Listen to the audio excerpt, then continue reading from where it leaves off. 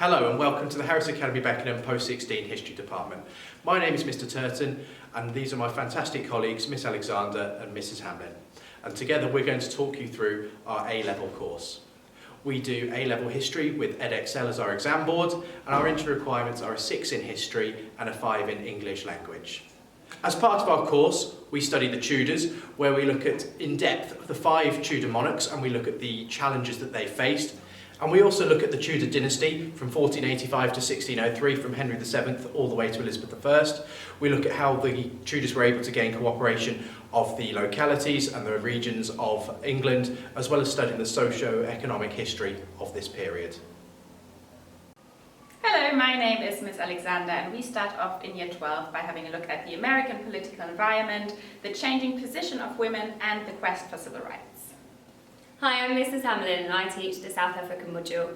The module itself is called From Apartheid to a Rainbow Nation. And we look at the oppression of the black South African people and how they rise above this in 1994.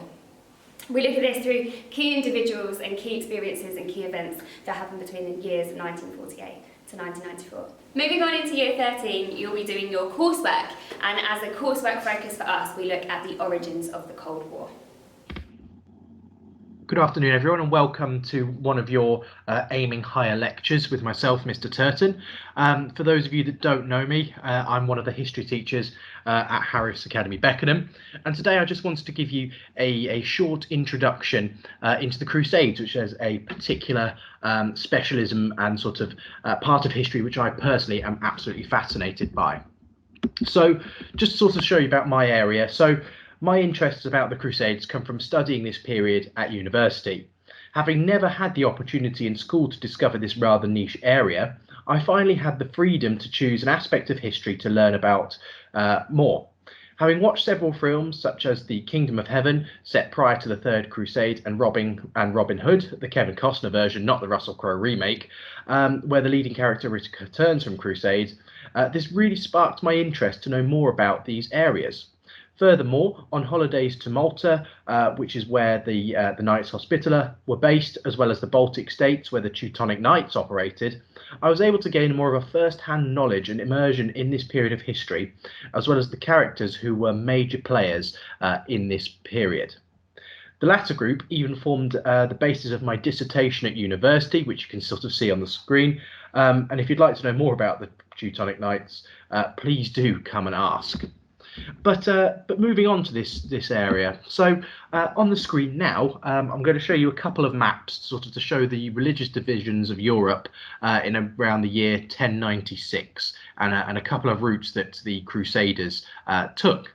So we can see here that Europe and sort of Africa and the Middle East were this time were divided between Latin Christianity, so the Catholic faith, Greek Eastern Orthodox Christianity, which could be found in the Byzantine Empire and parts of the Middle East, and then Islam as well. We can see as well the routes that people took, both over land and by sea, starting often in France and some of the German states, before venturing through sort of Eastern Europe, through the Byzantine Empire, which is sort of modern day Greece and Turkey, before eventually reaching the Holy Land, and the main goal being Jerusalem. However, other expeditions set off from England, as we can see in the sort of top left, and sailed to the south of France, Italy, before eventually reaching the Holy Land as well. So these were some sort of the major areas. Now, they're not the only regions that Crusades happened in. Sometimes they went to the north of Africa, to Spain as well, because we can see that Islam and Christianity were sort of fighting over those areas of Spain and Portugal, but also the sort of northeastern Europe as well, and the Baltic states. And I'll give you some more details about those later. But today we'll sort of be focusing on the sort of the Crusader states, and I just wanted to give you sort of an understanding of some of these areas that I'll be talking about today. Sort of the 4 Crusader states were sort of the County of Edessa, the Principality of Antioch, the County of Tripoli, and then the Kingdom of Jerusalem, perhaps the most important. And there are a number of historical sites, so if you do manage to sort of visit, I would certainly recommend going to Jerusalem, Acre, Tripoli, and as well quite a famous fortress called Crac de Chevalier, which, whilst it may have suffered a lot of damage over the years, it's still a magnificent place to go and visit if you are able to. So, what was a crusade? So, violence, approved by society and supported by religion, was commonplace in civilized communities of the past. Centuries ago, powers of Western Europe waged holy wars in the Middle East and Africa against the Islamic caliphates, and these crusades were wars justified by faith and fought against both real and imagined enemies that were perceived as threats to the Christian faith by both the religious and political elites in Europe.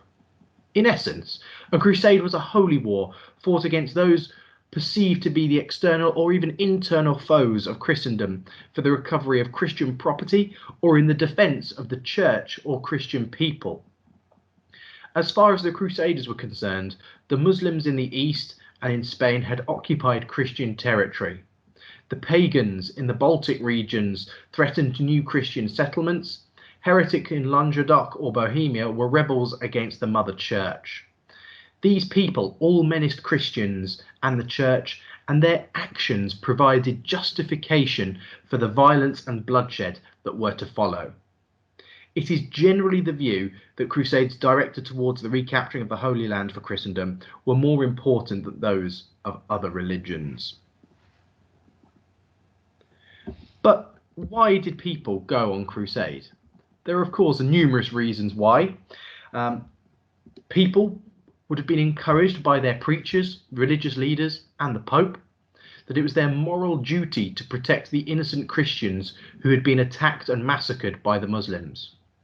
These exaggerated stories certainly permeated their way through medieval society, whilst others were driven by the promise of indulgences or forgiveness on the way to sort of purifying themselves of their sin by participating in the crusade.